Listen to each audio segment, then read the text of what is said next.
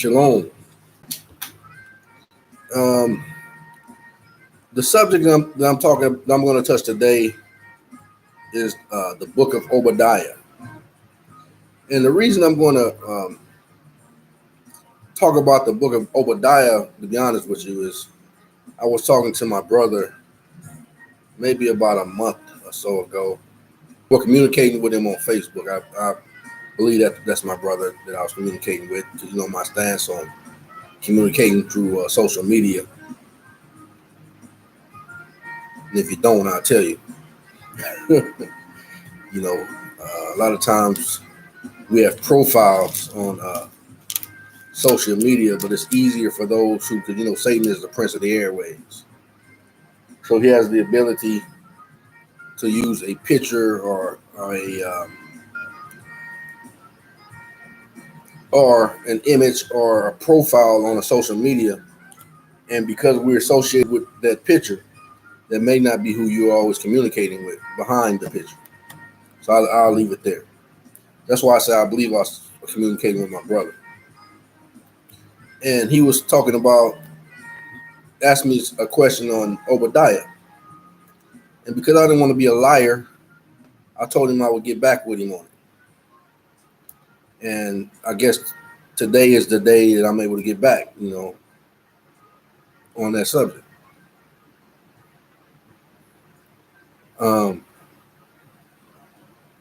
Plus,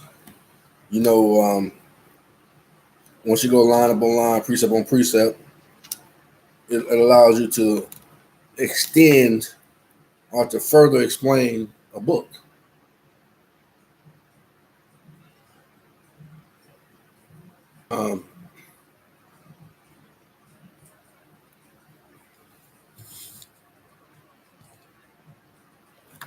Try to turn this music.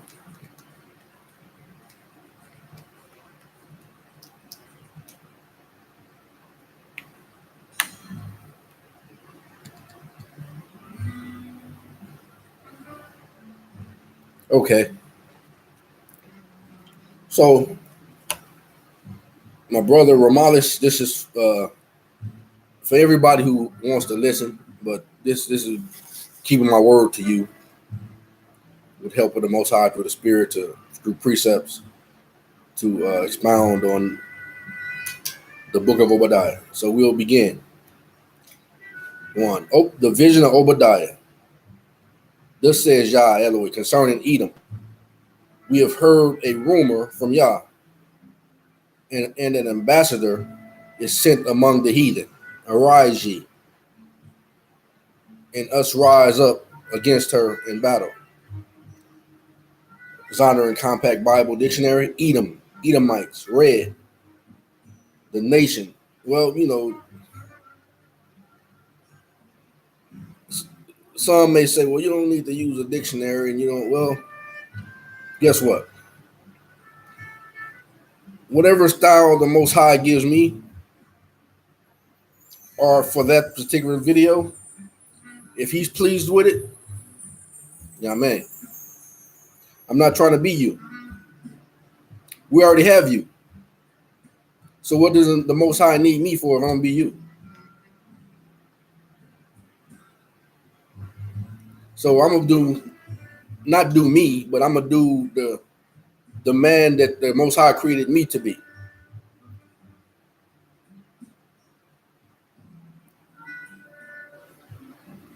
So I'm gonna continue. Zondervan Compact Bible Dictionary. Edom, Edomites, red. Nation and its people who were the descendants of Esau.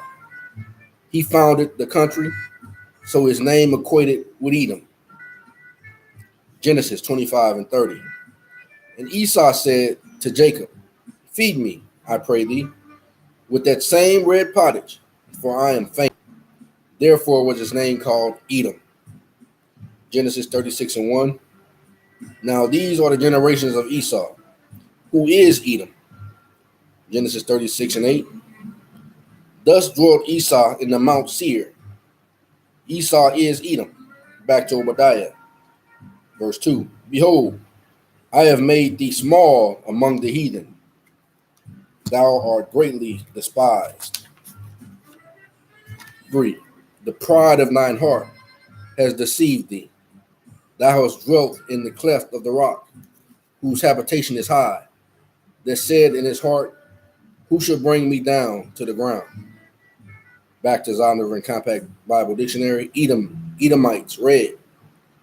He founded the country, so his name is equated with Edom. The country was also called Seir, or Mount Seir, which was the name of the territory in which the Edomites lived. The kingdom of Edom was founded during the 13th century BC. According to archaeological evidence, in the process of about 4 centuries, the government of Edom changed from under tribal chiefs to the monarchy. Saul fought against the Edomites. 1 Samuel 14:7, 14 and 47 to 48, verse 47. So Saul took the kingdom over Israel and fought against all his enemies on every side, against Moab, and against the children of Ammon, and against Edom, and against the kings of Zobah, and against the Philistines. And whatsoever he turned himself, he vexed them. Verse 48, and he gathered an host, and smote the Amalekite, and delivered Israel out of the hands of them that spoiled them. Back to Zondervan Compact Bible Dictionary. But David conquered them and put garrison throughout the whole land. 2 Samuel 8 and 14, verse 14. And he put garrison in Edom, and throughout all Edom put he garrisons. And all they of Edom became David's servants. And Yah preserved David wheresoever he went. Zondervan Compact Bible Dictionary. Garrison, a fortress manned by soldiers. Now we go to 2 Chronicles 17 and 2. Then Nathan said unto David, do all that is in thine heart, for Yah is with thee, chiefly for occupation of a conquered country. 1 Samuel 10, 5 and 6. After that shall come to the hill of Yah, wherein the garrison of the Philistines, and it shall come to pass, when thou art come thither to the city, that thou shalt meet a company of prophets coming down from the high place with psaltery, and a tabret, and a pipe, and a harp before them, and they shall prophesy.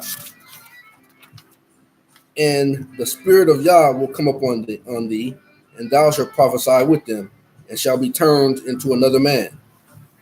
1 Samuel 13, 3 and 5, 3 through 5. And Jonathan smote the garrison of the Philistines that was in Geba. And the Philistines heard it, and Saul blew the trumpet throughout all the land, saying, let the Hebrews hear. And all Israel heard say that Saul had smitten a garrison of the Philistines, and that Israel also had an abomination with the Philistines. And the people were called together after Saul to Gilgal. And the Philistines gathered themselves together to fight with Israel, 30,000 chariots and 6,000 horsemen, and people as the sand which is on the seashore in the multitude.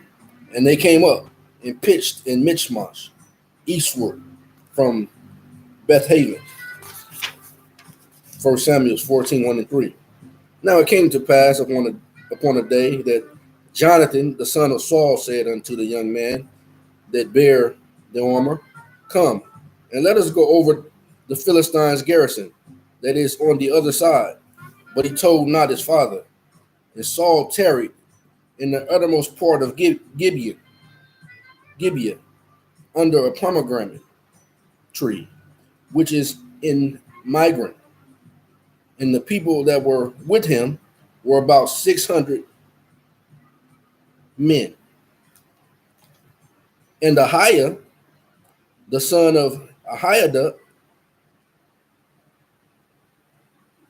Ichabod, and I forgot to look up the word Ichabod, but I believe the word Ichabod means the spirit has of Yah has departed from us, if I'm not mistaken. And I looked it up before. So Ahiah, the son of Ahidub, Ichabod's brother, the son of the Phinehas, the son of Eli, Yah's priest in Shiloh, wearing an ephod, and the people knew not that Jonathan was gone. 1 Samuel 14:6.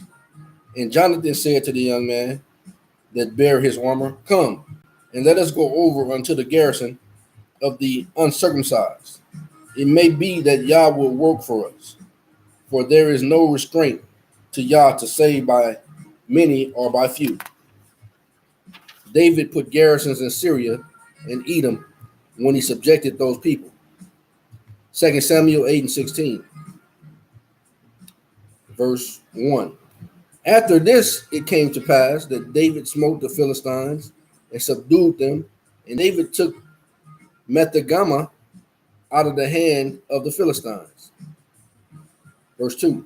And he smote Moab and measured them with a line, cast them down to the ground, even with 2 lines measured, he to put to death, and with 1 full line to keep alive. So he had 2 lines. This is kind of like 2/3 and 1/3. And he smote Moab and measured them with a line, casting them down to the ground. Even with 2 lines measured he to put to death, and with 1 full line to keep alive. And so the Moabites became David's servants and brought gifts. Verse 3. David smote also Hadadezer, the son of Rahab, king of Zobah. Also he went to recover his border at the river Euphrates. Verse 4. And David took from him 1,000 chariots and 700 horsemen and 20,000 footmen. And David hewed all the chariot horses, but reserved of them for 100 chariots. Verse 5.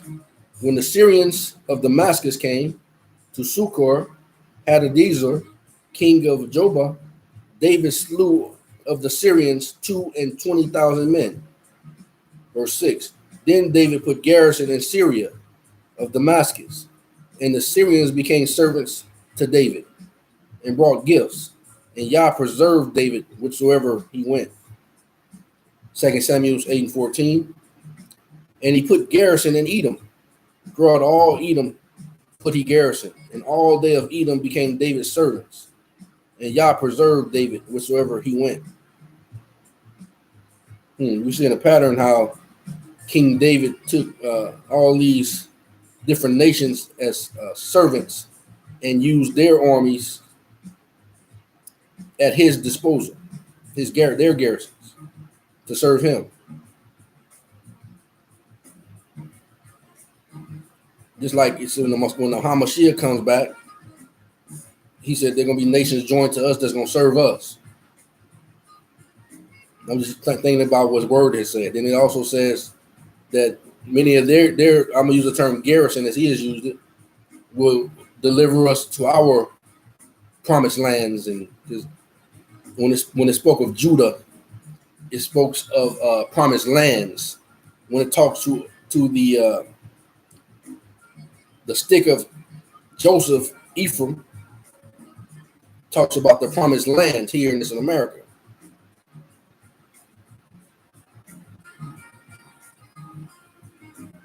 Where the Most High going to set up, and where people are going to come in from year to year to the New Jerusalem. Just consider. Back to Zondervan Compact Dictionary. Edom, Edomite, read. Judah lost Edom in the reign of Jehoram when she revolted against him about 847 BC. 2 Kings 8:22. Yet Edom revolted from under the hand of Judah until this day. Then Libnah revolted at the same time. 2 Kings 8:20. In his days, Edom revolted from under the hand of Judah and made a king over themselves. Back to Zondervan, Edomite read. About 50 years later, Amaziah, king of Judah, inflicted a severe defeat on the Edomites. He slew of Edom in the valley of the Salt 10,000 and took Selah by war and called the name of it Jokathiel unto this day. 2 Kings 14:7. About 735 BC, Rezin, king of Syria, at war with Judah, captured Eloth and drove the Jews out. 2 Kings 16:6. At that time, Rezin, king of Syria, recovered Elath to Syria and drove the Jews from Elath. And the Syrians came to Elath and dwelt there until this day. Back to Zondervan, Edom read. About 735 BC, Rezin, king of Syria, at war with Judah, captured Eloth and drove the Jews out. When Jerusalem was destroyed and Judah depopulated by the Babylonians in 586 BC, the Edomites rejoiced over the affliction of the Judeans and began to take over the southern part of Palestine. Eventually, they penetrated as far north as Hebron. This action intensified the already smoldering hatred between the Jews and the Edomites. Psalms 137 and 7 through 9. Remember, O Yah, the children of Edom, in the day of Jerusalem, who said, raise it, even to the foundation thereof. O daughter of Babylon, who are to be destroyed, happy shall he be. They rewarded thee as thou hast served us. Happy shall he be that taketh and dasheth thy little ones against the stones. Ezekiel 25:12 and 14. Thus says Yah Elohim, because that Edom has dwelt against the house of Judah by taking vengeance and has greatly offended and revenged himself upon them. Therefore, thus says Yah Elohim, I will also stretch out mine hand upon Edom and will cut off man and beast from it, and I will make it desolate from Teman, and they of Dedan shall fall by the sword. And I will lay my vengeance upon Edom by the hand of my people, Israel. And they shall do in Edom according to mine anger, and according to my fury. And they shall know my vengeance, says Yah Elohim.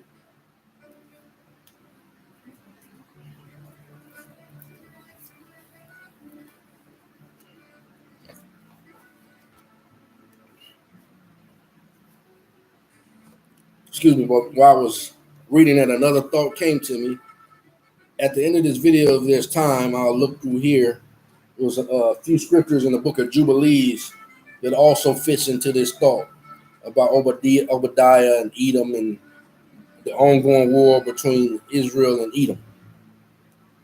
That was kind of interesting in the book of Jasher. So at the end, if I have time, I'll go get the scripture, look through the book of Jasher, and see if I can come up with those scriptures and share that with you. Let me continue.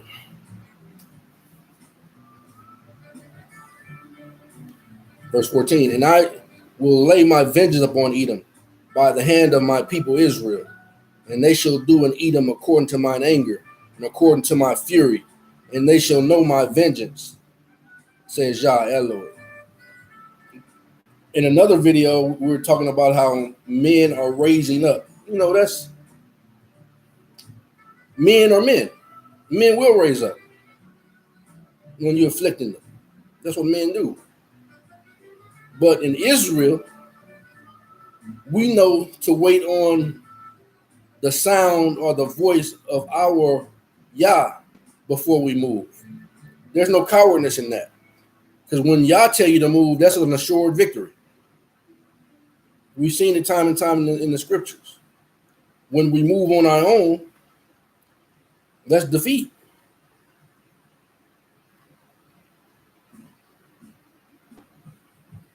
Back to 14.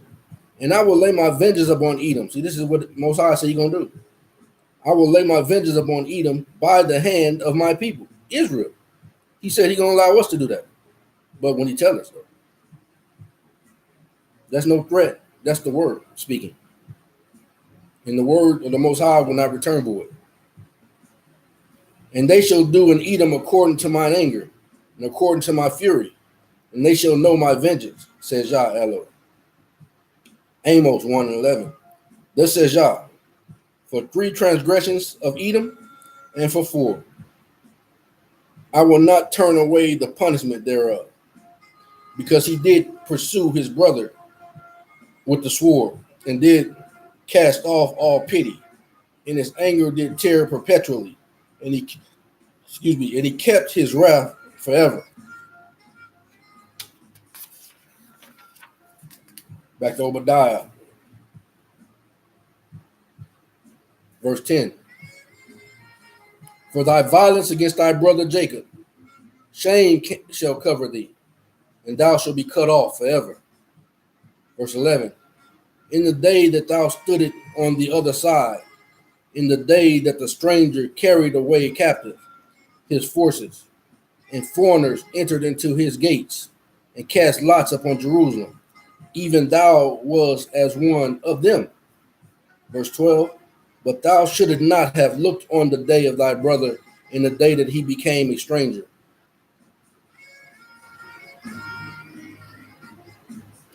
See right here, they said Judah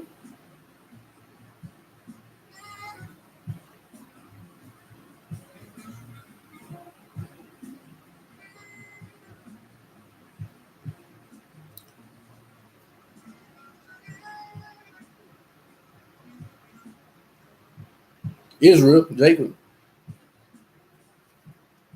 He said, but thou should not have looked on the day of thy brother in the day he became a stranger. The strangers that he has to bring back is his own people. That's why he said, I've come not except for the lost tribe of the house of Israel.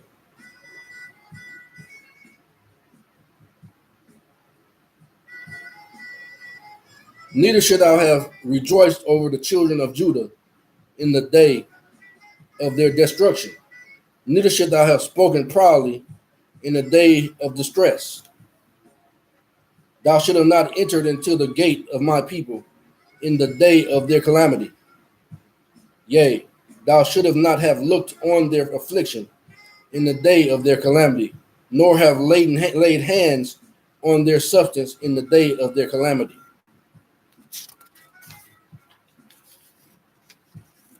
So you got to consider that one day with the Most High is as 1,000 years.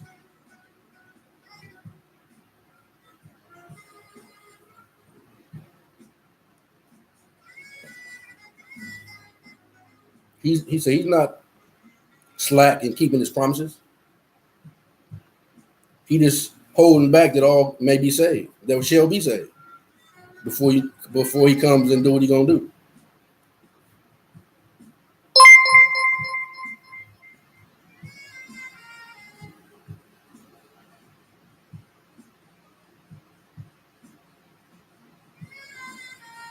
Verse 14. Neither should thou have stood in the crossway to cut off those of his that did escape. Neither should thou have delivered up those of his that did remain in the day of distress. Precept.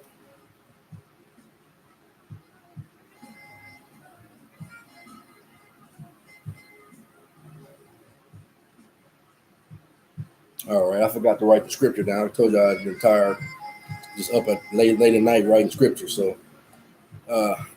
what I'll do is I'll read this, and then when I find out what scripture was, I'll write it down below in the comment section.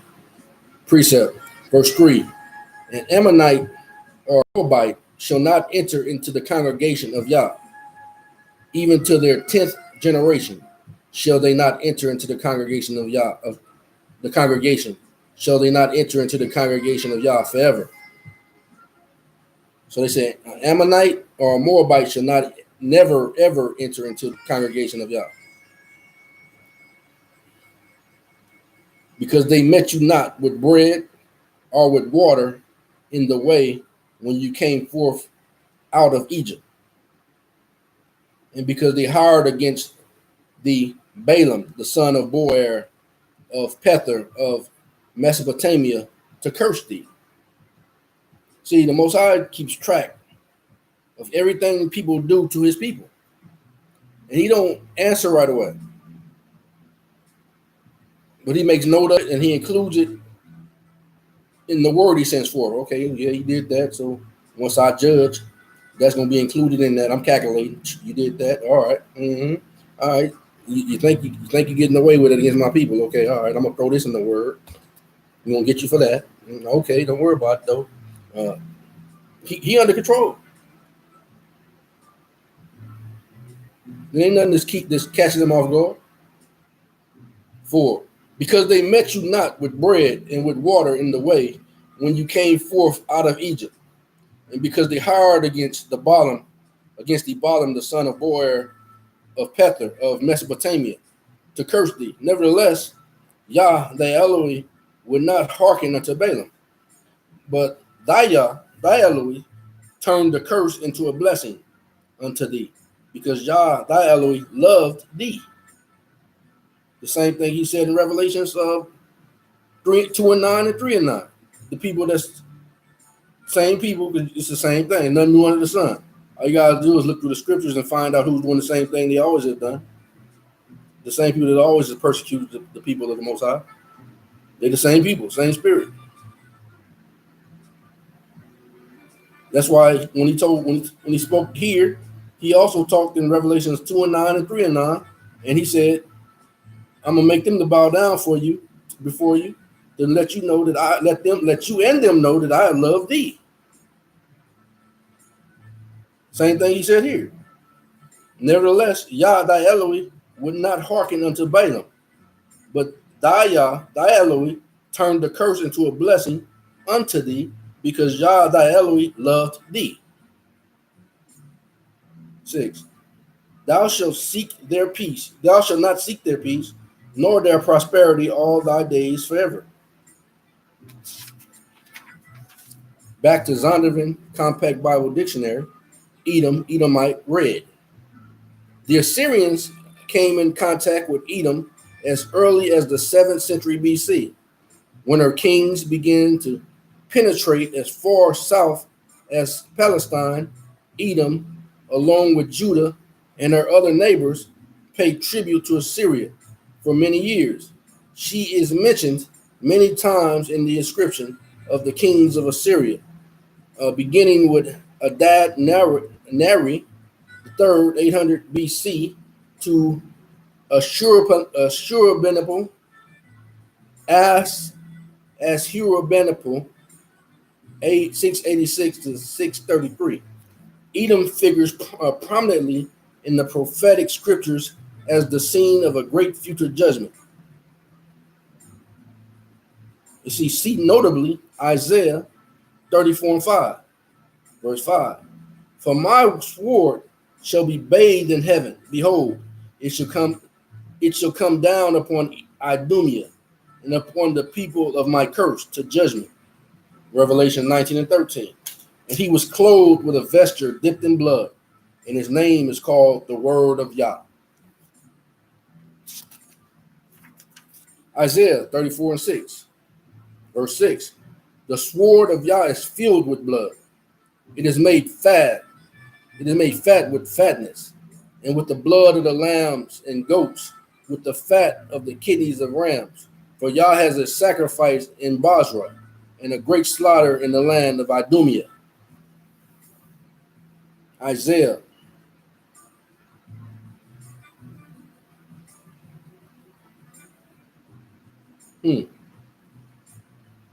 So in the land of Idumea,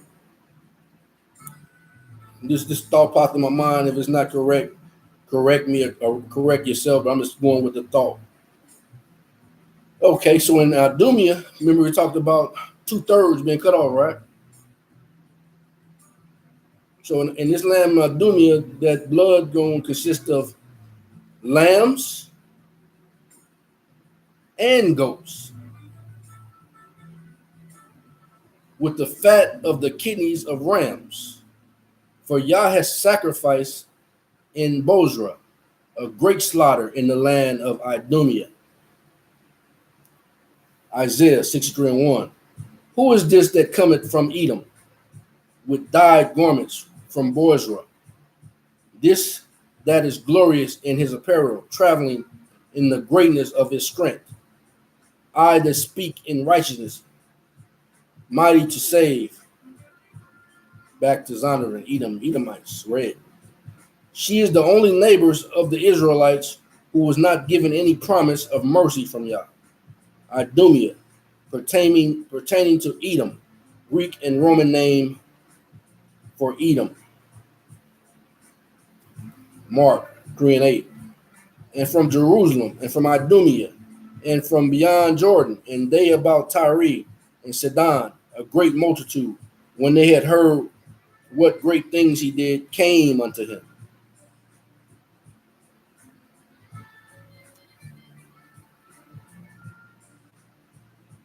So you got some people that's in that was in Jerusalem, from Idumea, and from beyond Jordan, and they about Tyre and Sidon, that believed in him. They came unto him.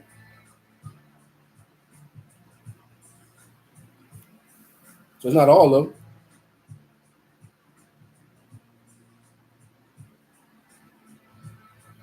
Or could it be that because the word did say that he would basically get rid of them, so that could be his own people that was in them lands.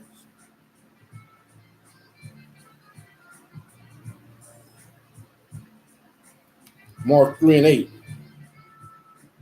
And from Jerusalem, okay, read that. Verse 9. And he spake to his disciples that a small ship should wait on him because of the multitude, lest they should throng him. Verse 10.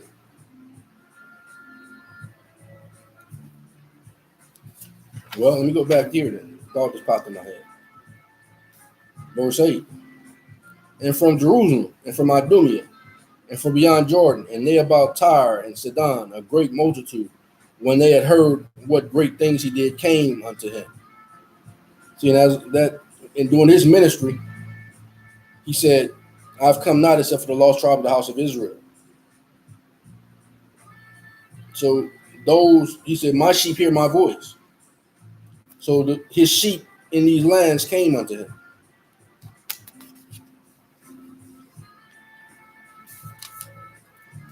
Verse 9.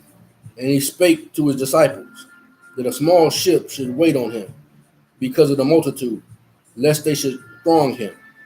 Verse 10. For he had healed many, insomuch that they pressed upon him for to touch him, as many as had plagues. Back to Obadiah. Verse 2. Behold, I have made thee small among the heathen. Thou art greatly despised. Precept. Matthew 10:22-24. And ye shall be hated of all men for my name's sake. For my name's sake. But he that endured to the end shall be saved. He said, when shall you be saved? He that endured to the end, you shall be saved. So are you saved right now? But he that endured to the end shall be saved. 23. But when, so you have, I'm just saying, in Christianity, they tell you that you're saved. But he who endures to the end shall be saved. What are you enduring? Persecution for his name's sake.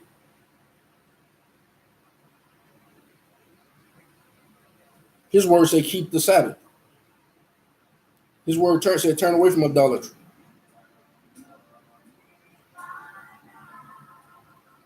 So you're not keeping none of his word in none of them places.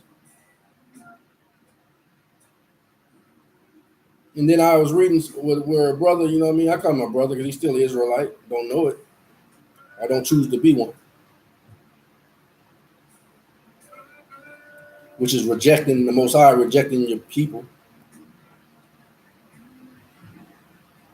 One brother said, man, the Most High was with us today. Was it the Most High Spirit or was that another spirit? Because I can't get over the fact that the priest of Mahan said we changed the Sabbath day by our own decree. So a challenge like that, that's a challenge to the Most High. And the Most High said he's a man of war. That's calling him out. And the Most High like to get him up, if you're going to put it that way. Oh, we got a challenge?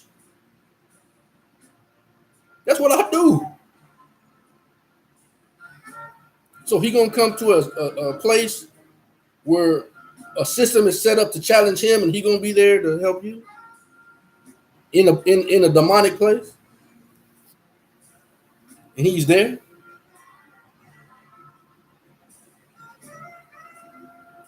Now, you know, so I have to say that because he loves you, he might be there for your sake because he's going to pull you out. That's because he's in you. He's not necessarily in that building. He's in his own, and his own know his voice. So he may be there in you, but he's not there in that confusion. He's not there in that situation. But we'll find out whether he's in you, because if he's in you, you'll soon depart.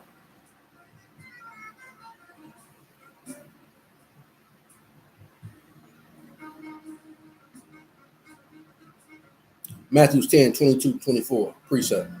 And you should be hated of all men for my name's sake. But he that endured to the end shall be saved. But when they persecute you in this city, flee you into another. For verily I say unto you, you should not have gone over the cities of Israel till the Son of Man be come. The disciple is not above his master, nor the servant above his Yah.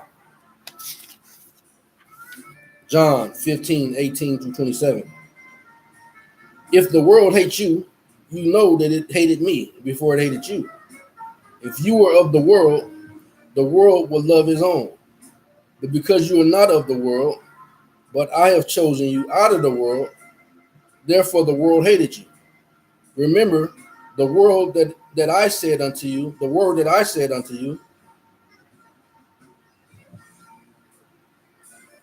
the servant is not greater than his master. If they have persecuted me, they will also persecute you. If they have kept my saying, they will keep yours also. So his saying said, keep the Sabbath day holy. That's his saying. But another has said, keep their day wicked. And you go worship on that day. So is it logical that the Most High will go to your wicked day to join you and allow you to worship him on their wicked day when they've announced it? He might have done it when you didn't know, but now that you know, you think he can come visit you on the day that they challenged him?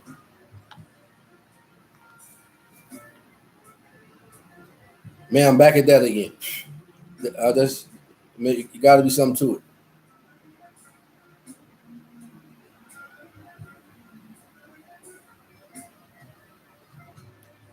Verse 21, but all these things will they do unto you for my name's sake, because they know not him that sent me. Verse 22, if I had not come and spoken unto them, they had not had sin. But now they have no cloak for their sin. So he said, if he didn't tell you, then you wouldn't have no sin.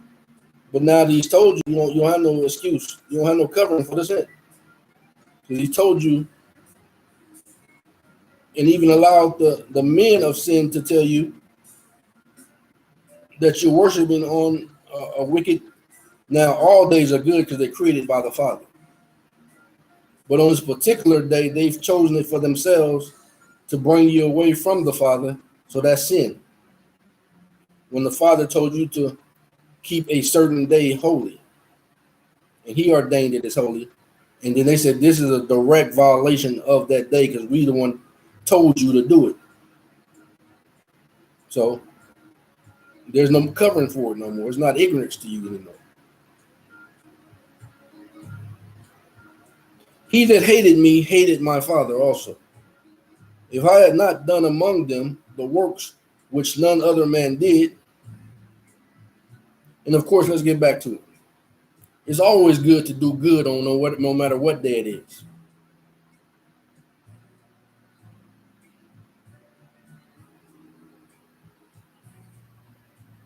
Like I said, not worshiping a day, but we are being obedient. That's what I'm talking about. So I require obedience more than sacrifice. He that hated me hated my Father also.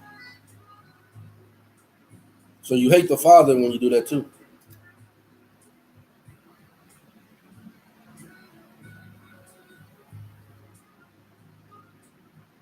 If I had not done among them the works which none other man did, they had not had sin. But now have they both seen and hated both me and my Father. But this cometh to pass that the word might be fulfilled that is written in their law. They hated me without a cause. But when the Comforter is come, whom I will send unto you from the Father. So let's see. You don't do what the Father, I'm not judging, I'm just putting words out there that you can consider. He said, if you love me, keep my commandments. So if you don't keep the commandments, you hate him and you hate the Father. All right. But when the Comforter is come, whom I will send unto you from the Father, even the Spirit of truth, which proceeded from the Father, he shall testify of me. So if you don't do what the Father tell you, you're violating the Father's law, statutes, and commandments, and you say you have the Holy Ghost, that don't make no sense. Because when the Holy Ghost show up, it's going to testify of him to make you do the things that the Father said to do. Okay, verse 27. And you shall also bear witness, because you have been with from you, and you shall also bear witness, because ye have been with me from the beginning. Back to Obadiah, verse 3. The pride of thine heart has deceived thee, that thou dwellest in the cleft of the rock, whose habitation is high, that says in his heart, who shall bring me down to the ground? Verse 4. Though thou exalt thyself as the eagle, and though thou set thy nest among the stars, thence will I bring thee down, says Jah. Verse 5. If thieves come to thee, if robbers by night, how art thou cut off? Would they not leave some grapes? Verse 6. How are these things of Esau searched out? How is his hidden things sought up? So you reckon Esau to all of those things.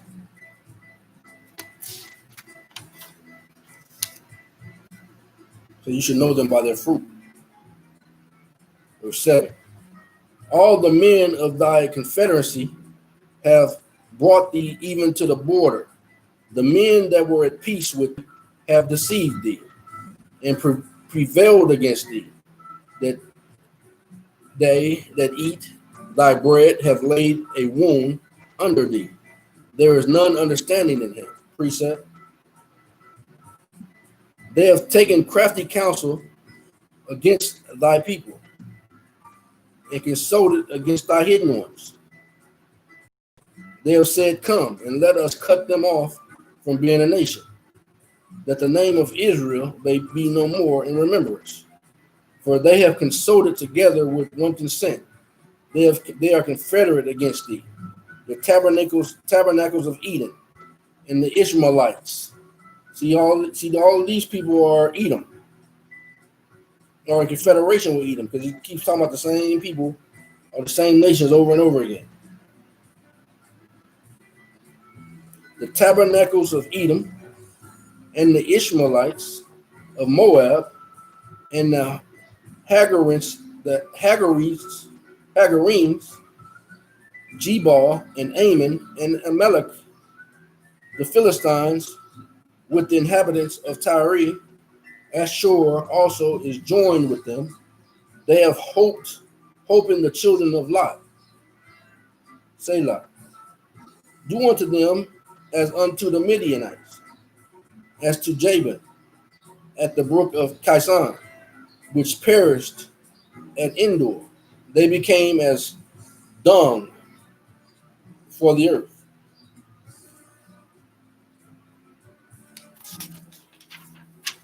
Make their nobles like Oreb and like Zeb, yea, all their princes as Zeba and as Zalmunna, who said, let us take to ourselves the houses of Yah in possession.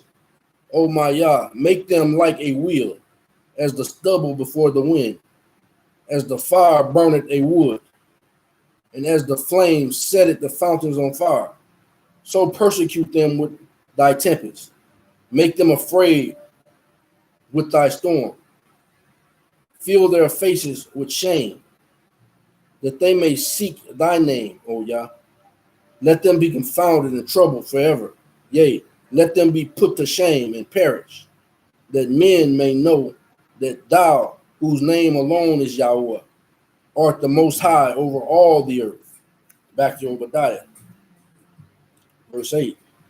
Shall it not in that day, says Yah, even destroy the wise men out of Edom and the understanding out of the mount of Esau? And thy mighty men, O Timon, shall be dismayed, to the end that every one of the mount of Esau may be cut off by slaughter.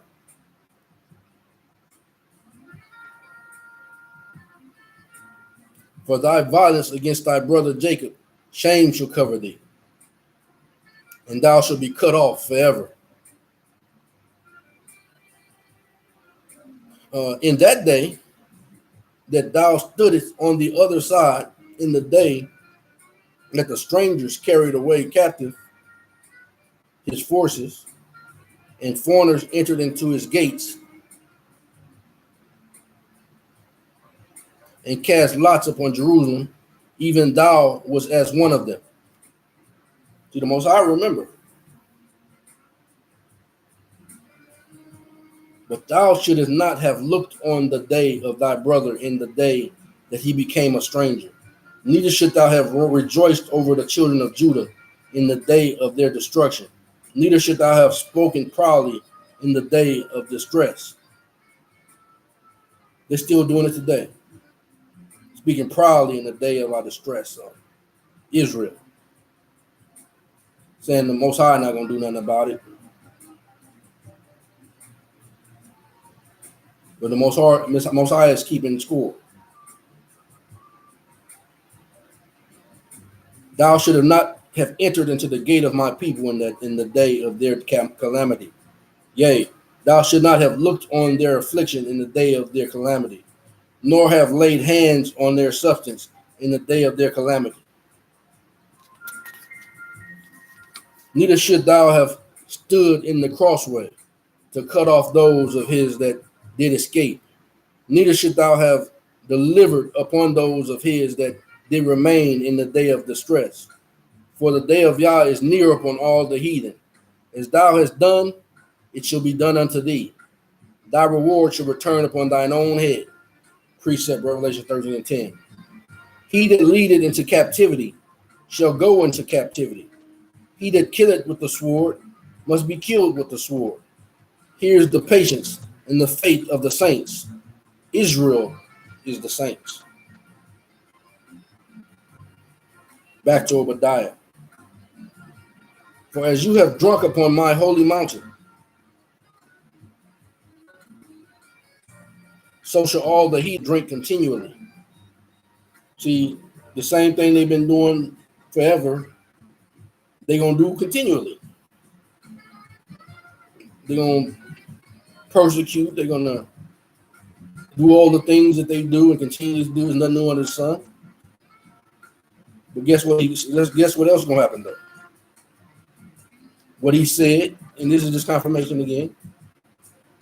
The heathen shall drink continually, yea, they shall drink, and they shall swallow down, and they shall be as though they had not been.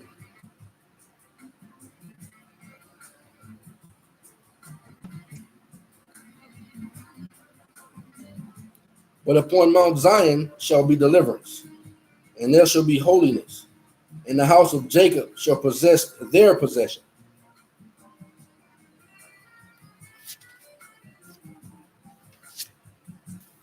And the house of Jacob shall be a fire, and the house of Joseph a flame, and the house of Esau for stubble, and they shall kindle in them, and devour them, and there shall not be any remaining of the house of Esau, for Yah has spoken it. See, man, when you say Yah has spoken it, that's it. I'm speaking what Yah say, you can kind of doubt what I say. But when the scriptures say Yah has spoken it, that's it.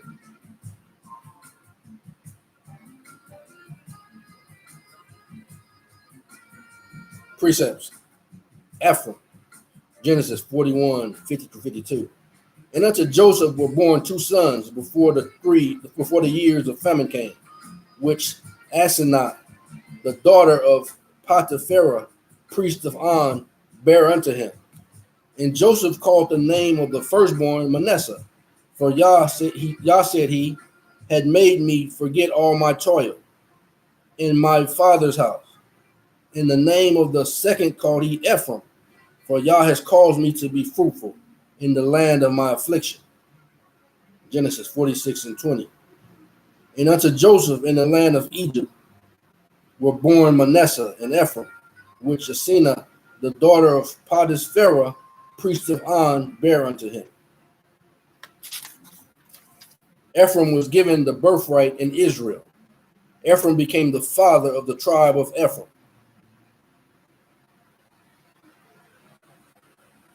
Genesis 48:17-20.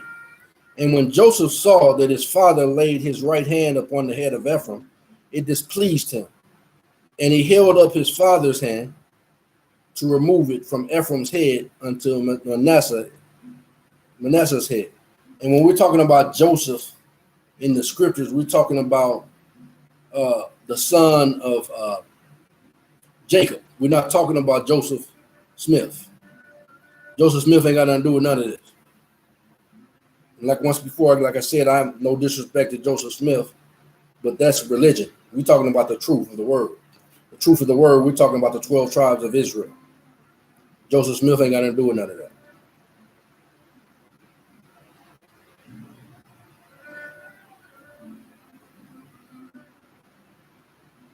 And when Joseph saw that his father laid his right hand upon the head of Ephraim, it displeased him. And he held up his father's hand to remove it from Ephraim's head unto Manasseh's head.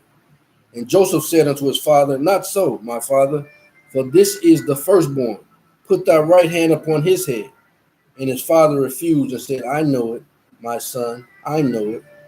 He also shall be great. Speaking of Manasseh, he also should be great. But truly his younger brother shall be greater than he, and his seed shall become a multitude of nations. And he blessed them that day, saying, in these shall Israel bless, saying, Yah, make thee as Ephraim and as Manasseh, and set Ephraim before Manasseh. Ephraim was given the birthright in Israel. 1 Chronicles 5:1-2. Now the son of Reuben, the firstborn of Israel, for he was the firstborn, but for as much as defiled his father's bed, his birthright was given unto his son Joseph, the son of Israel. And genealogy is not to be reckoned after the birthright. For Judah prevailed above his brethren, and of him came the chief ruler. But the birthright was Joseph's. Jeremiah 31:9.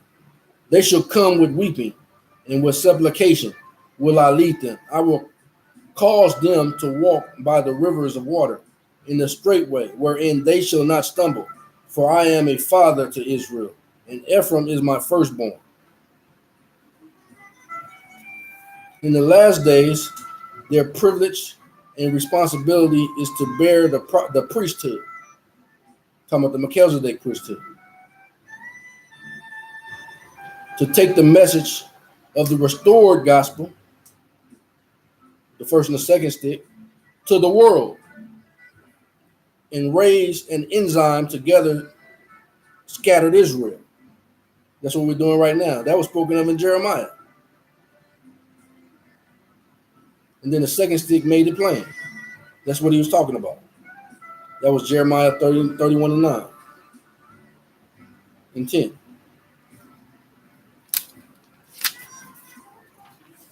Isaiah 11, 12 and 13. And he shall set up an enzyme for the nations, and shall assemble the outcasts of Israel, and gather together the dispersed of Judah from the four corners of the earth. The envy also of Ephraim shall depart, and the adversaries of Judah shall be cut off. Ephraim shall not envy Judah, and Judah shall not vex Ephraim. 2 Nephi 21, 121 to 13.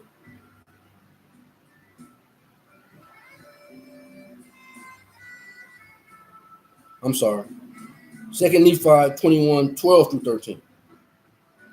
And he shall set up an enzyme for the nations, and shall assemble the outcast of Israel, and gather together the dispersed of Judah from the four corners of the earth. The envy of Ephraim also shall depart, and the adversaries of Judah shall be cut off. Ephraim shall not envy Judah, and Judah shall not vex Ephraim. The children of Ephraim will be crowned with glory, those from the north countries who return in the last days. Doctrine and Covenants 133, 26 to 34. And they who are in the north countries shall come in remembrance before Yah, and their prophets shall hear his voice, and shall no longer stay themselves, and they shall smite the rocks, and the ice shall flow down at their presence.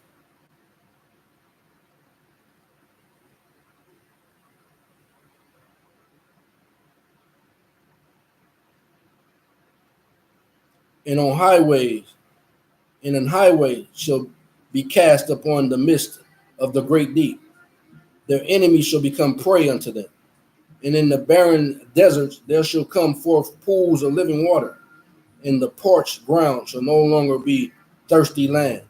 And they shall bring forth their rich treasures unto the children of Ephraim, my servants, and the boundaries of the everlasting hills shall tremble at their presence.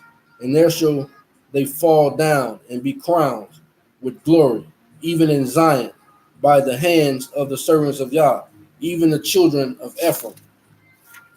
And they shall be filled with songs of everlasting joy. Behold, this is the blessing of the everlasting Yah upon the tribes of Israel, and the richer blessing upon the head of Ephraim and his fellows. The stick of Ephraim or Joseph.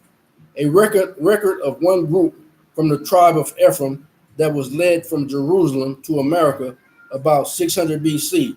This group's record is called the stick of Ephraim or Joseph, or the Book of Mormon.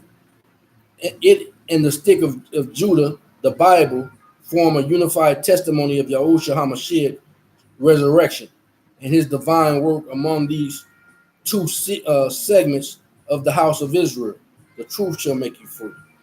John 8:32. And you shall know the truth, and the truth shall make you free. And Joseph said, this is verse 24, and Joseph said unto his brethren, I die, and Yah will surely visit you, and bring you out of this land into the land which he sware to Abraham, to Isaac, and to Jacob. Precept, Romans 9, 3 and 5. Verse 3. For I could wish that myself were cursed from Christ for my brethren, my kinsmen, according to the flesh. And I just threw this in there because some people might not know this, but this is just for a record's sake. Etymology Online Dictionary, kinsman, noun, man of the same race or family, one related by blood. century 1200, kinsman, from late Old English, Sain Manun, see kin plus man. Kinswoman is recorded from century 1400. The word is commonly and properly used only of a related relative by blood in contradictorium to relatives by marriage, who are properly termed fiends. Century Dictionary 1902. Verse 4. Who are Israelites, to whom pertaineth the adoption and the glory and the covenants. See, all these things were the promises to the fathers that we would obtain, because this is the promises to the blood kinsman who was redeemed by our great kinsman, the Most High, Yah, Usha, the deliverer. Who are Israelites, to whom pertaineth the adoption, back to our own tree, the glory, being transfigurated into immortality, and the covenants, and the giving of the law, and the service of Yah, meaning his ministers, and the promises. That's all promises to Israel, the Israelites. Who are the fathers,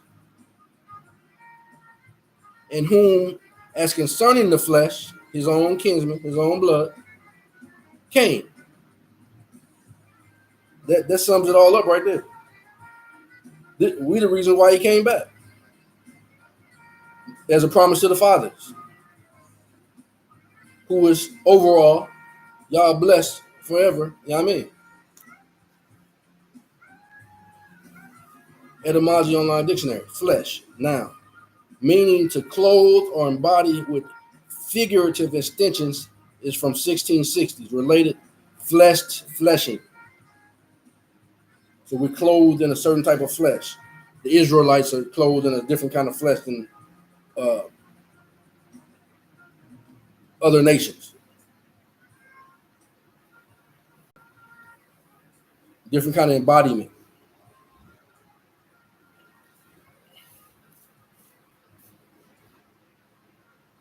Back to Genesis 50 and 25. And Joseph took an oath of the children of Israel, saying, Yah will surely visit you, and you shall carry up my bones from hence. So Joseph died, being 110 years old, and they embalmed him, and he was put in a coffin in Egypt. The Bible and the Book of Mormon become one. The word of Yah came again unto me, saying, Moreover, thou son of man, take thee one stick and write upon it for Judah and for the children of Israel, his companions. Then take another stick and write upon it for Joseph, the stick of Ephraim, and for all the house of Israel, his companions. And join them one to another into one stick, and they shall become one in thine hand.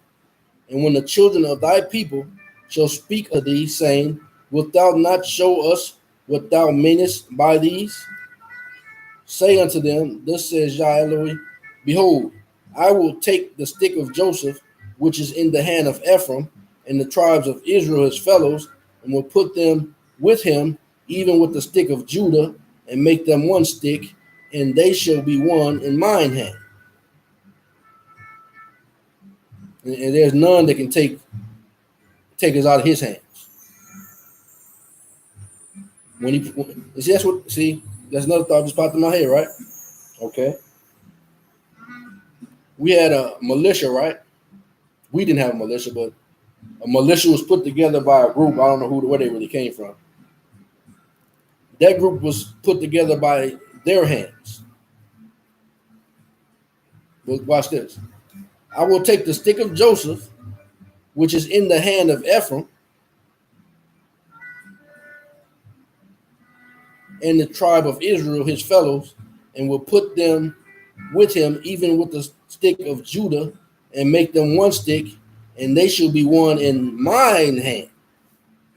See, once we become one in his hands, then he'll move to action his plan.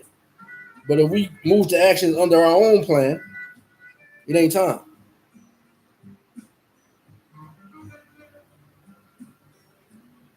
But when we move to action under his hand as one stick,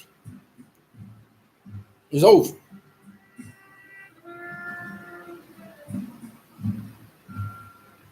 Second Nephi 3 and 12. Wherefore the fruit of thy loins shall write, and the fruit of the loins of Judah shall write, that which shall be written by the fruit of thy loins, and also that which shall be written by the fruit of the loins of Judah shall grow together unto the confounding of false doctrines and laying down of contentions and establishing peace among the fruit of thy loins and bringing them to the knowledge of their fathers in the latter days and also to the knowledge of my covenants, says Yah. See, at this particular time, that's what we should be doing. Instead of getting on videos and disputing one another and trying to show how much we know and fighting each other and trying to bring people down to show that we have the preeminence, we don't need to be doing that. This is what we need to be doing. Bringing them to the knowledge of their fathers, Abraham, Isaac, and Jacob, in the latter days. That's why he woke us up to know. And also the knowledge of my covenants, says Yah. That's what we're supposed to be doing.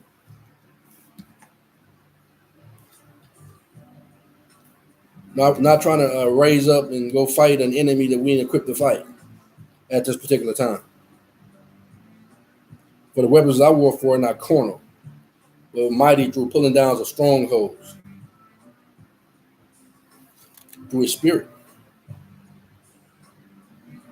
But when we become one in his hand, then through his spirit, his hand will move us. But we got to get rid of all the fighting and bickering among ourselves first to become one.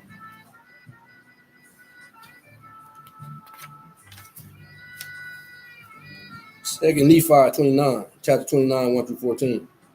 Many Gentiles will reject the Book of Mormon. They will say, we need no more Bible.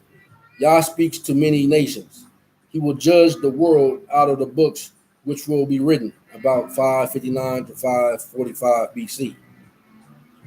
Verse 1, but behold, there shall be many at that day when I will proceed to do a marvelous work among them, that I may remember my covenants which I have made unto the children of men, that I may set my hand again the second time to recover my people, which are of the house of Israel, and also that I may remember the promises which I have made unto thee, Nephi, and also unto thy father, that I would remember your seed, and that the word of your seed should proceed forth out of my words, shall hiss forth unto the ends of the earth for a standard unto my people, which are of the house of Israel.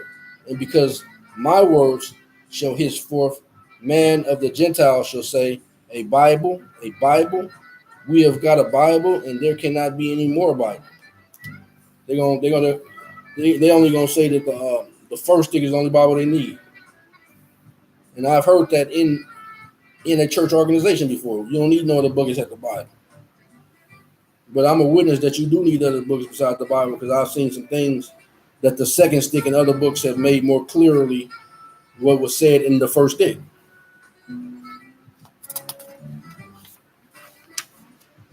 But this says Yahweh, O fools, they shall have a Bible, and it shall proceed forth from the Jews, my ancient covenant people.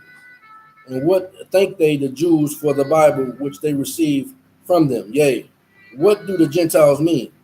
Do they remember the travails and the labors and the pain of the Jews in their diligence unto me, in bringing forth salvation unto the Gentiles? O ye Gentiles, have you remembered the Jews, mine ancient covenant people? Nay, but you have cursed them, and have hated them, and have not sought to recover them. But behold, I will return all these things upon your heads. For I, Yah, have not forgotten my people, thou fools. See, we can go back to Romans 11, too, when Paul said, has Yah forgotten his people? So Yah forbid. But he did that we can come back.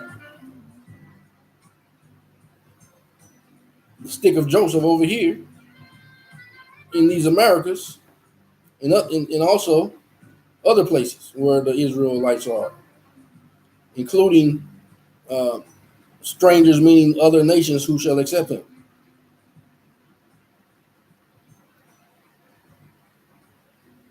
Thou fool, thou that shall say, a Bible, God, we have got a Bible, and we need no more Bible. Have you obtained the Bible, save it were by the Jews? Know you not that there are more nations than one? Know you not that I, Yah, your Elohim, have created all men, and that I remember those who are upon the isles of the sea, and that rule in the heavens above and the earth beneath? So you got nations all in heaven, in the heavens above,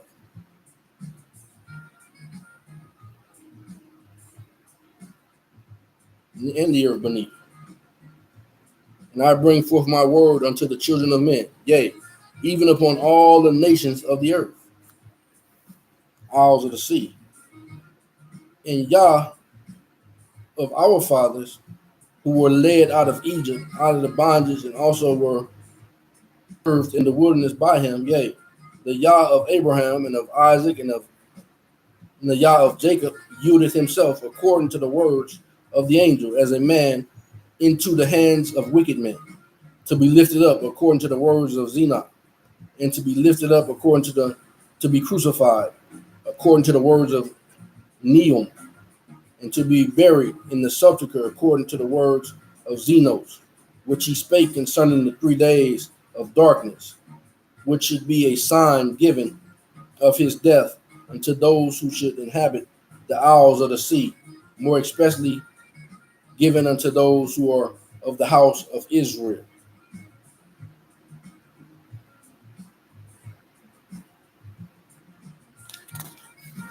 First Nephi 22:4. And behold, there are many who are already lost from the knowledge of those who are of Jerusalem.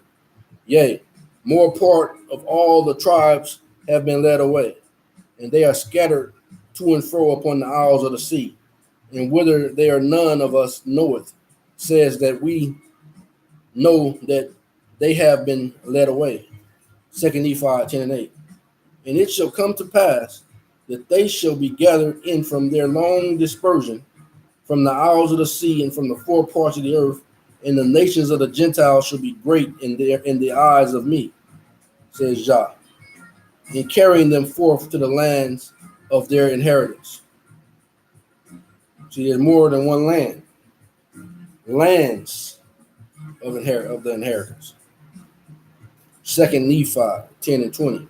And now, my beloved brethren, seeing that our merciful Yah has given us so great knowledge concerning these things, let us remember him and lay aside our sins and not hang down our heads, for we are not cast off. Nevertheless, we have been led to a better land. See, but there is a land of promise of the Israels that's above all other lands of our promise, and that land is the Americas. For Yah has made the sea our path, and we are upon the isles of the sea. Second Nephi 21:11.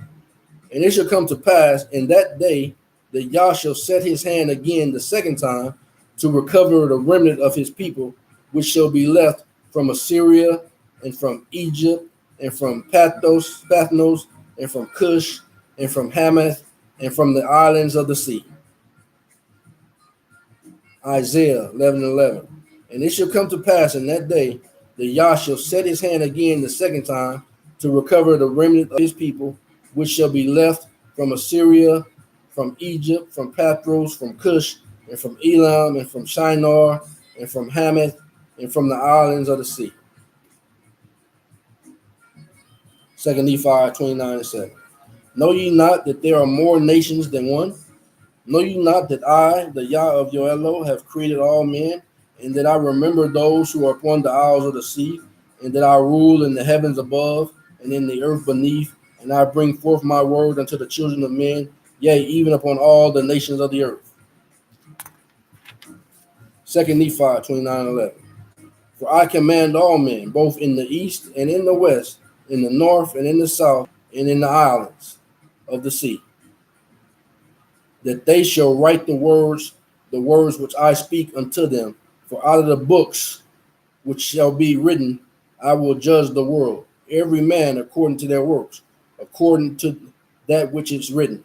He's out of the books. Doctrine and Covenants 1:1.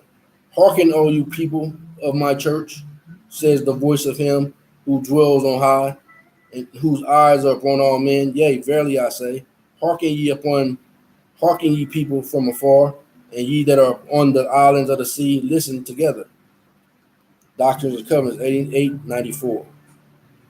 And another angel shall sound his trump, saying, that great church, the mother of abominations, that made all nations drink of the wine of the wrath of her fornication. See, this is what they did back then and continuously doing it. That he spoke of in Obadiah, so they should continually drink and drink down, and it should be as though it had not been. That mother, that harlot, made all nations to drink of the wine, the wrath of her fornication. That's what they drunk down continuously. That persecuted the saints of Yah, that shed their blood. She who sitteth upon many waters and upon the isles of the sea. Behold, she is the terror of the earth. She is bound in bundles, in bundless. Her bands are made strong. No man can loose them. Therefore, she is ready to be burned, and she shall sound his trump both long and loud, and all nations shall hear it.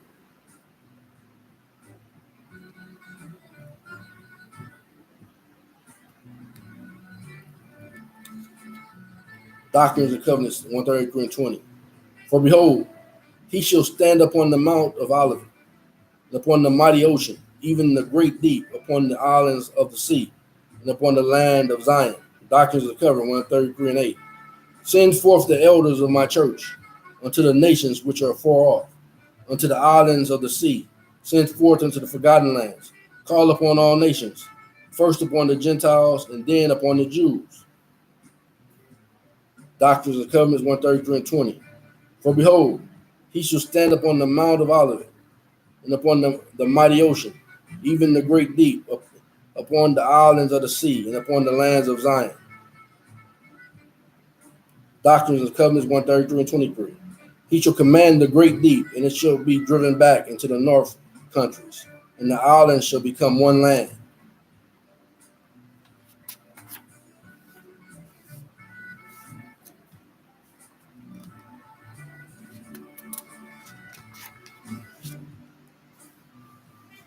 Back to Nephi, 2 Nephi 29, verse 8. Wherefore murmur ye, because that ye shall receive more of my word. Know ye not that the testimony of two nations is a witness unto you, that I am Yah, that I remember one nation like unto the other, like unto another? Wherefore I speak the same words unto one nation like unto another. And when the two nations shall return together, the testimony of the two nations shall run together also. These two nations, the northern kingdom, the southern and northern kingdom. And I do this that I may prove unto many that I am the same yesterday, today, and forever, and that I speak forth my word according to mine own pleasure. And because that I have spoken one word, you need not suppose that I cannot speak another. For my work is not yet finished, neither shall it be until the end of man, neither from that time henceforth and forever. Wherefore, because that ye have a Bible, you need not suppose that it contains all my words. Neither need you suppose that I have not caused more to be written. precepts. John 21 and 25.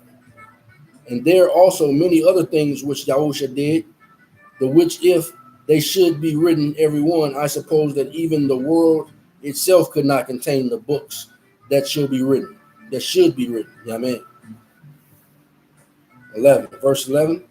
For I command all men, both in the east and in the west and in the north and in the south and in the islands of the sea, that they shall write the words which I speak unto them. For out of the books which shall be written, I will judge the world, every man according to their works, according to that which is written. For behold, I shall speak unto the Jews, and they shall write it. I will also speak unto the Nephites, and they shall write it. I will also speak unto the other tribes of the house of Israel, which I have led away, and they shall write it. And I shall also speak unto the nations of the earth, and they shall write it. And it shall come to pass that the Jews shall have the words of the Nephites, and the Nephites shall have the words of the Jews, and the Nephites and the Jews shall have the words of the lost tribes of Israel, and the lost tribes of Israel shall have the words of the Nephites and the Jews.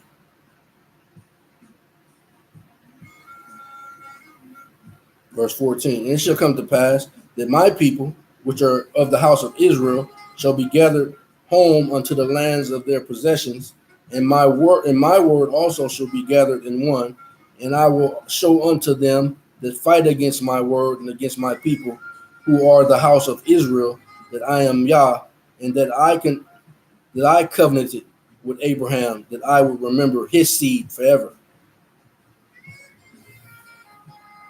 Key to the fullness of the gospel. Verse 5, behold, this is wisdom in me. Wherefore marvel not, for the hour cometh that I will drink of the fruit of the vine with you on the earth. Read that again. Behold, this is wisdom in me. Wherefore marvel not, for the hour cometh that I will drink of the fruit of the vine with you on the earth, and with Moroni, whom I have sent unto you, to reveal the book of Mormon, containing the fullness of my everlasting gospel, to whom I have committed the keys of the record of the stick of Ephraim.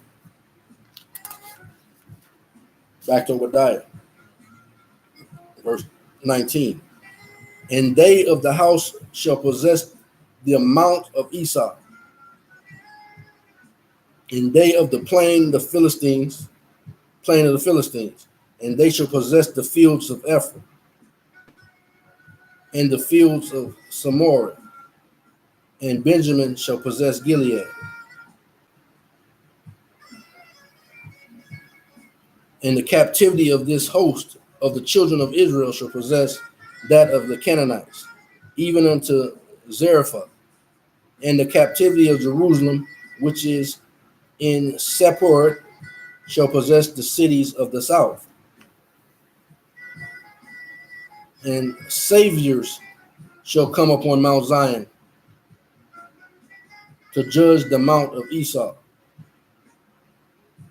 And the kingdom shall be Yah's. You can get a precept out of Revelations 14 when him and the Lamb and 144,000 stood on Mount Zion. And Savior shall come upon Mount Zion to judge the mount of Esau, and the kingdom shall be Yah's. Jeremiah 16, verse 14. Yet behold, the days are coming, declares Yah, when men will no longer say, as surely as Yah lives, who brought the Israelites up out of the land of Egypt.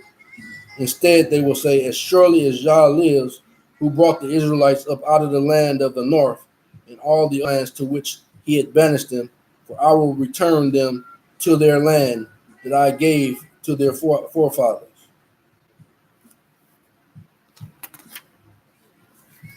Daniel 7:22. Until the Ancient of Days came, and judgment was given to the saints of the Most High, and the time came that the saints possessed the kingdom. Revelation 14:1. And I looked, and lo, a lamb stood on Mount Zion, and with him 144,000, having his father's name written in their foreheads. Edom, red, name of Esau, Genesis 25 and 30.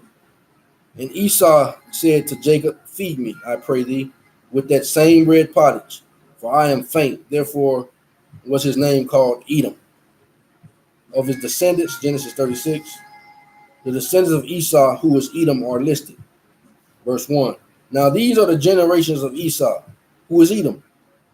Verse 2. Esau took his wives of the daughters of Canaan, Adah, the daughters of Canaan, Adah, the daughter of Elam, the Hittite, Aholibam, the daughter of Anah, the daughter of Zibeon, the Hivite.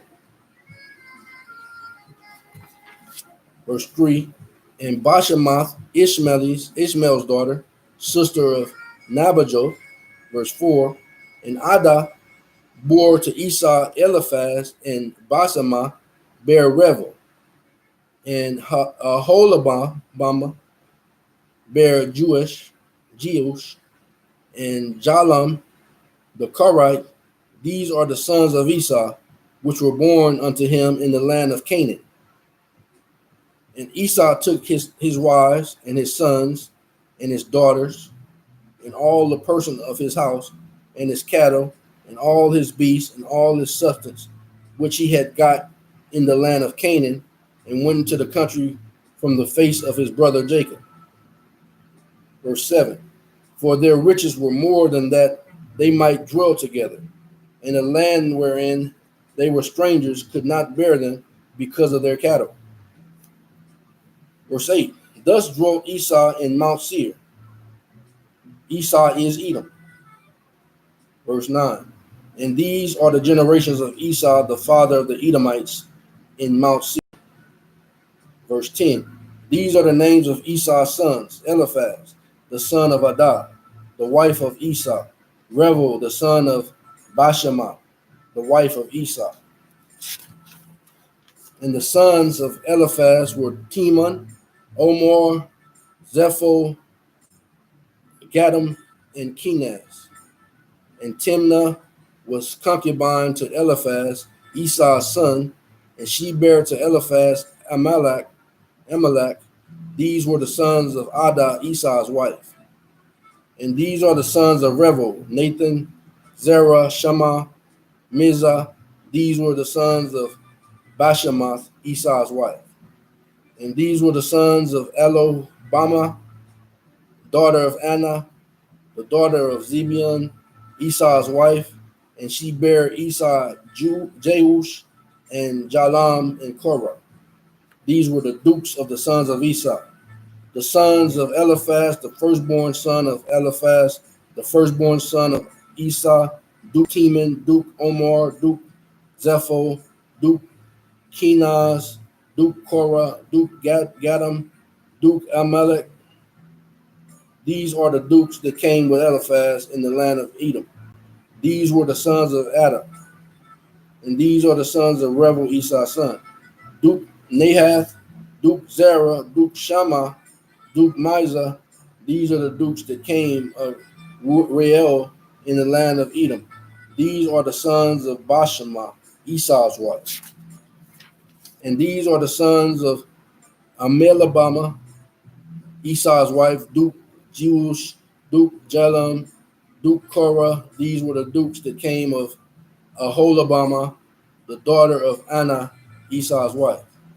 These are the sons of Esau, who is Edom, and these are their dukes. These are the sons of Seir, the Herite, who inhabited the land Lodan, and Shabal, and Zibeon, and Anaiah, and Dishan, and Ezer, and Dishan. These are the dukes of Horites, the children of Seir in the land of Edom. And the children of Ladan were Hori, Heman, and Latan, sister Timnah, and the children of Shobal were these: Alvan, Manahath, Ebal, Shebel, and Onam. And these are the children of Zebon, both Ajah and Anna.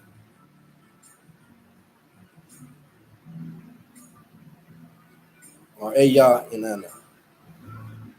This was that Anna that found the mules in the wilderness. and he fed the asses and Zibeon his father. And the children of Anna were these: Dishan and Halabamah, and the daughters of Anna. And these are the children of Dishan: Hemdan and Eshban and Itran and Cheran. The children of Ezer are these: Bilhan, Zavan, and Akan. The children of Dishan are these: Uz and Aaron. These are the dukes that came of the Hirites: Duke Lochtan, Duke Shobal, Duke Zibeon, Duke Anna, Duke Dishan, Duke Ezer, Duke Dishan. These are the dukes that came of Hori, and their dukes in the land of Seir.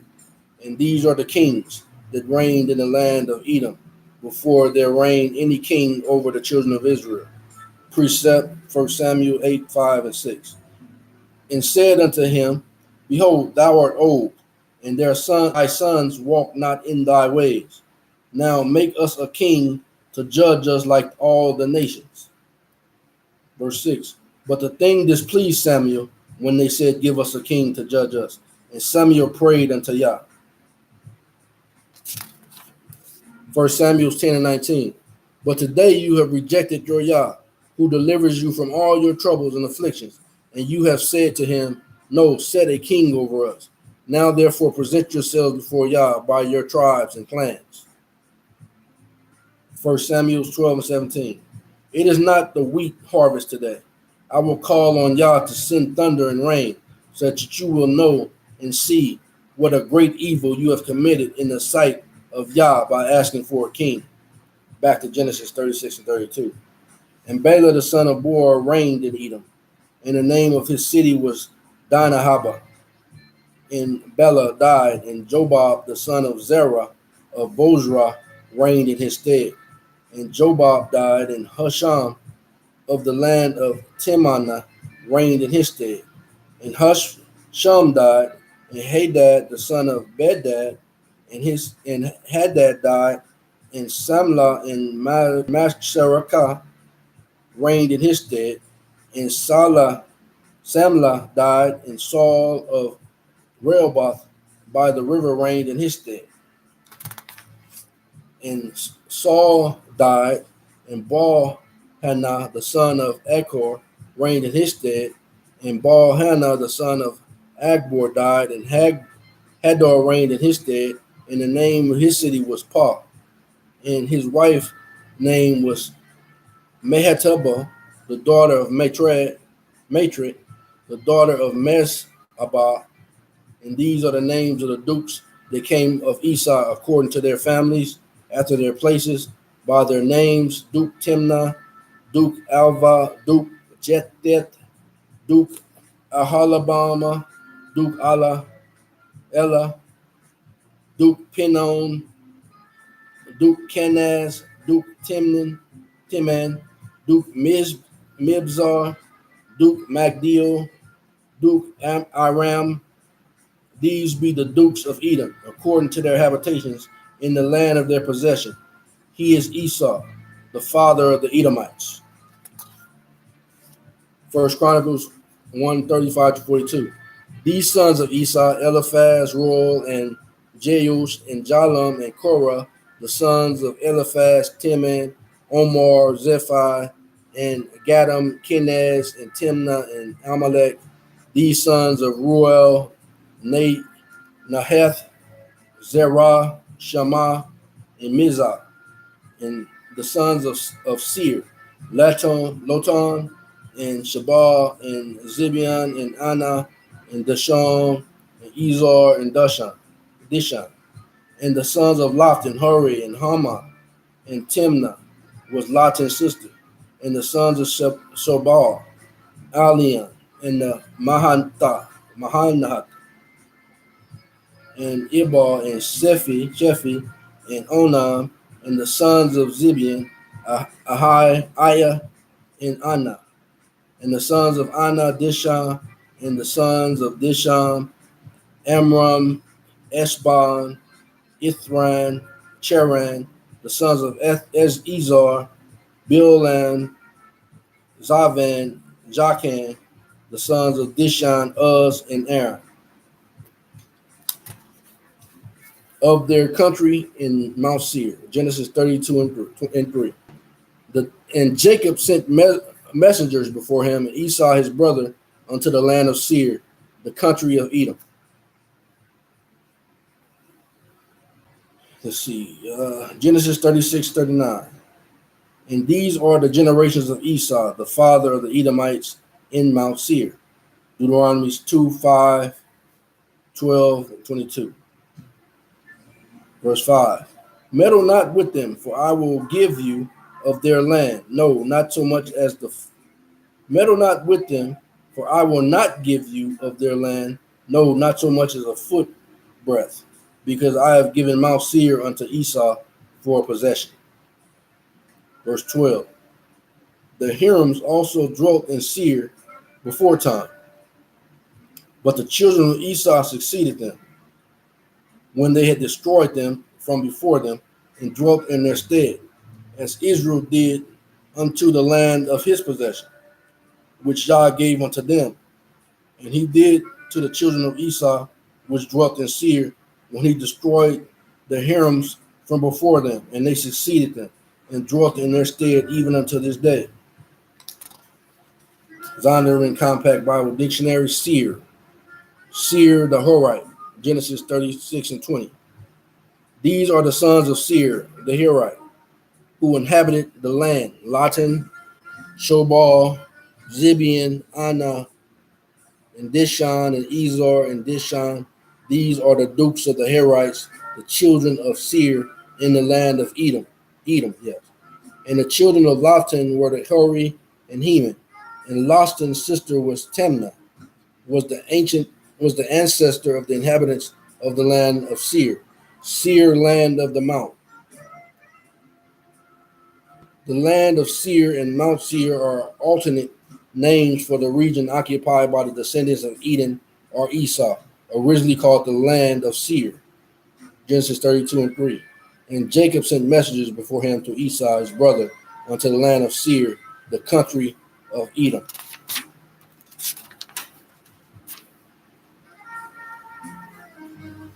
All right, let's see. Numbers 24:18 through 20. And Edom shall be a possession, Seir also shall be a possession for his enemies, and Israel shall do valiantly. Out of Jacob shall have dominion, and shall destroy him that remaineth of the city.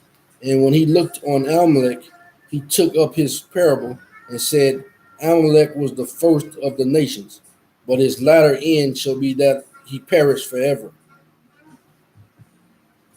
Back to Zondervan's Compact Bible Dictionary. It was later called Edom. It is a mountainous and extremely rugged country about 100 miles long, extending south from Moab on both sides of Arabah, or the Great Depression connecting the southern part of the Dead Sea with the Gulf of Aqaba. Genesis 14:6 through 8. And the Horites, in their Mount Seir unto Elparan, which is by the wilderness, and they returned and came to Enmishpat, which is Kadesh, and smote all the country of the Amalekites and all the Amorites that dwelt in Hazamatas,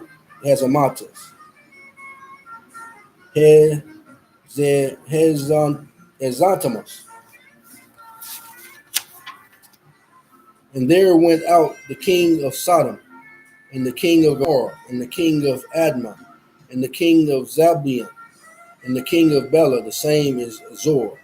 And they joined battle with them in the valve of Siddim.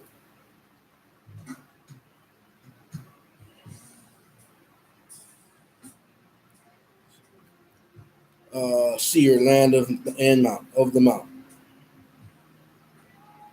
Deuteronomy 2 and 12. And Hiram also dwelt in Seir before time, but the children of Esau succeeded them when they had destroyed them from before them, and dwelt in their stead, as Israel did unto the land of his possession, which Yah gave unto them. Deuteronomy 2 and 1. Then we turned and took our journey into the wilderness by the way of the Red Sea, as Yah spake unto me. and we composed Mount Seir many days. Joshua 15:1. This then was the land of the tribe of the children of Judah by their families, even to the border of Edom, the wilderness of Zin, southward was the uttermost part of the south coast. And their south border was from the shore of the Salt Sea. It's incredible how things over here in this land has names that's in the Bible or in the Word. Because I remember when I was younger, we went on a fishing trip to the Salton Sea.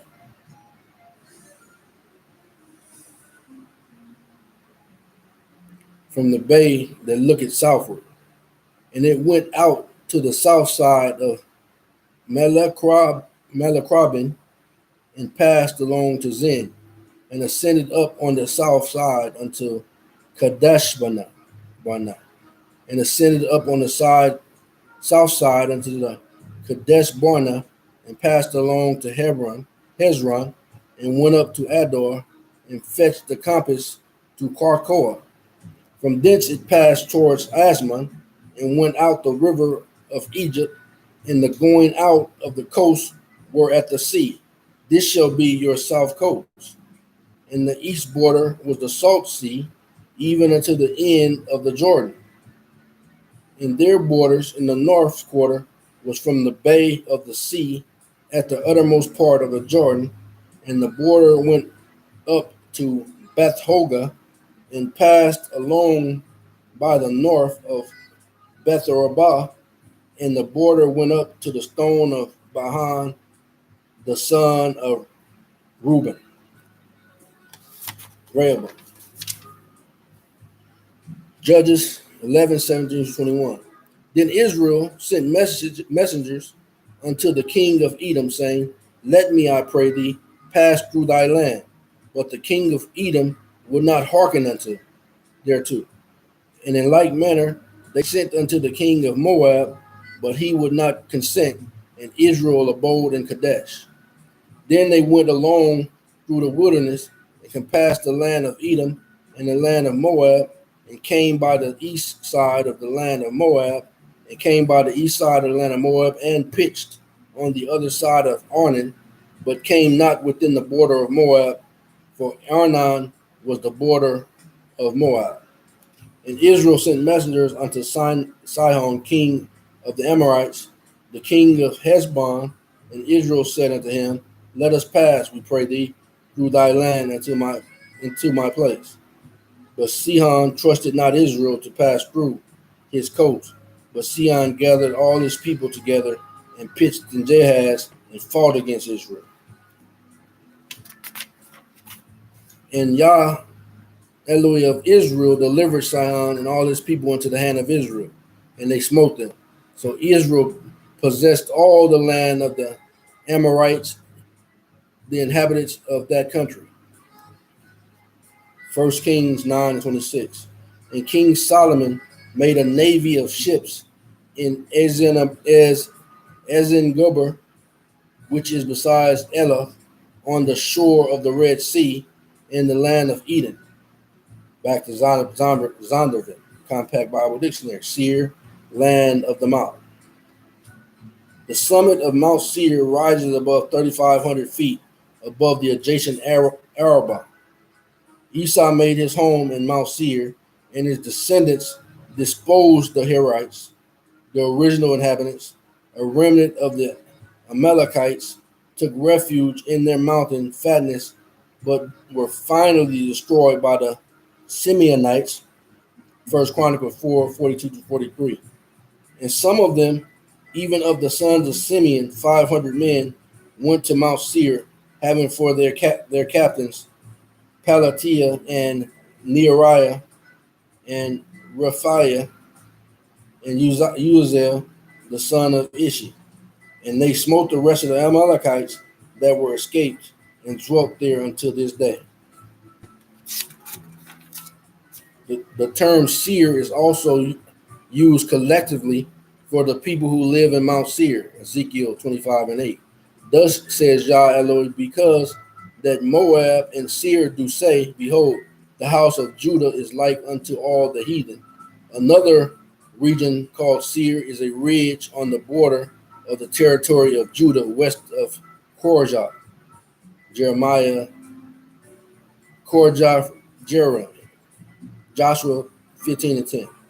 And the border can pass from Bala westward unto Mount Seir and passed along unto the side of Mount Jearim, which is Chasalam on the north side, and went down to Bethel Shemesh and passed into Timnah, generally identified with the rocky point on which the village of Cyrus stands southwest of Kerajah Jearim. Zondervan Compact Bible Dictionary, Hittites, 2 Kings 7, 6, and 7. For Yah has made the host of the Syrians to hear a noise of chariots and a noise of horses, even the noise of great hosts. And they said one to another, Lo, the king of Israel has hired against us the kings of the Hittites and the kings of the Egyptians to come upon us. Wherefore they arose and fled in the twilight and left their tents and their horses and their asses, even the camp as it was, and fled for their life. One of the three great powers confronting early Israel, the original Hittites, are Hattians, sprang from Ham, through Canaan's second son, Heth, Genesis 10, 15 through 19.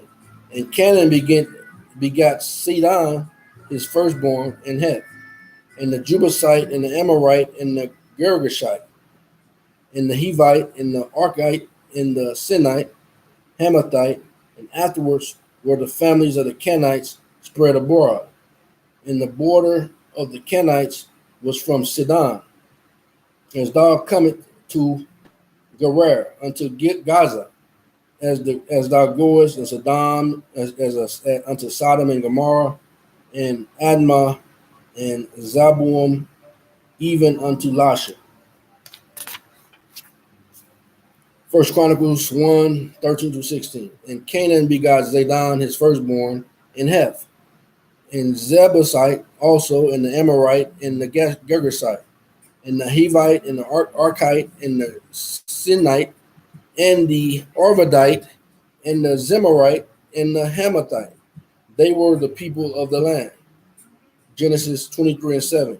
And Abraham stood up and bowed himself to the people of the land, even to the children of Heth. And he communed with them, saying, if it be your mind that I should bury my dead out of my sight, hear me.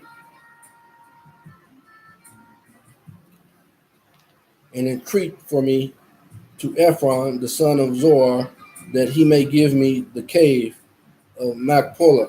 See, this is the when Abraham bought that land. And then in the book of Jasher, later on, it talks about how Esau knew that they had bought the land, but they tried to make it seem like they didn't, because I believe it was Joseph. Either Joseph was going to bury Jacob, or either they were going to bury Joseph. He went one of the other.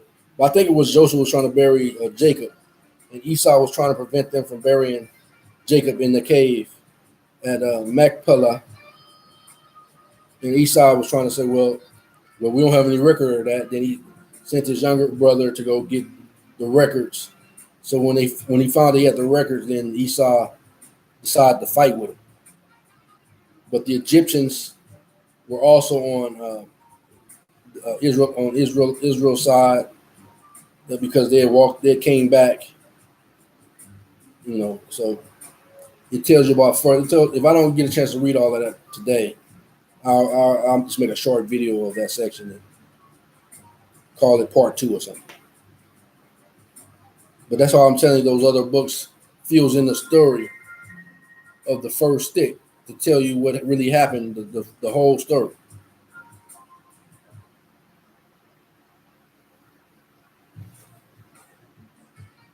That he may give me the cave of Machpelah, which he has, which is in the end of his field. For as much money as it is worth, he shall give it me for possession of a burying place among you, especially in the central hills. Numbers 13:29 to 33. The Amalekites dwell in the land of the south, and the Hittites and the Jebusites and the Amorites dwell in the mountains, and the Canaanites dwell by the sea, by the coast of Jordan. And Caleb stilled the people before Moses and said, "Let us go up at once and possess it, for we are well able to overcome it." But the men that went up with him said, "We will not be able to go up against the people, for they are stronger than we." And they brought up an evil report of the land which they had searched unto the children of Israel, saying, "The land through which we have gone to search it is a land that eateth up the inhabitants thereof. And all the people that we saw in it are men of great stature. And there we saw the giants, the sons of Anak, which came of the giants, and we were in our own sight as grasshoppers, and so we were in their sight."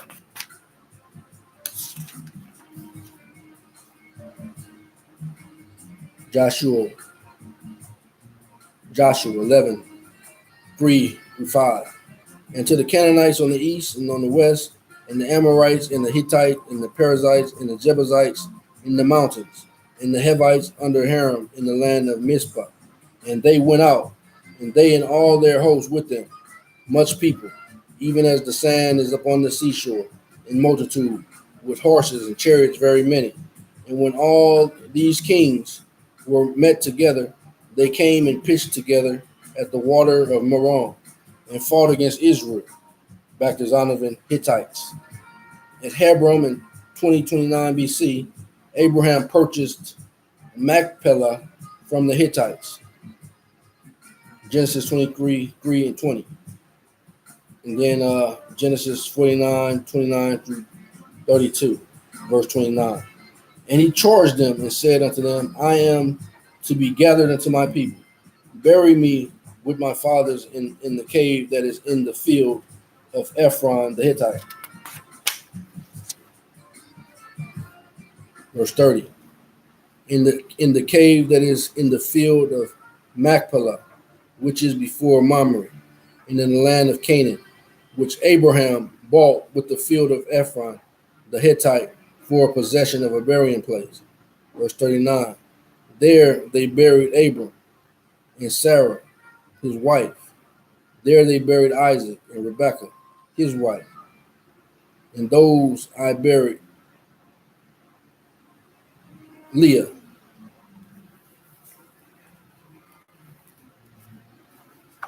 All right, I feel a stop there. I was going to try to go read the rest of it to you, that when he tried to say that he didn't buy that place, but I'll probably make a part two. So until next time, shalom.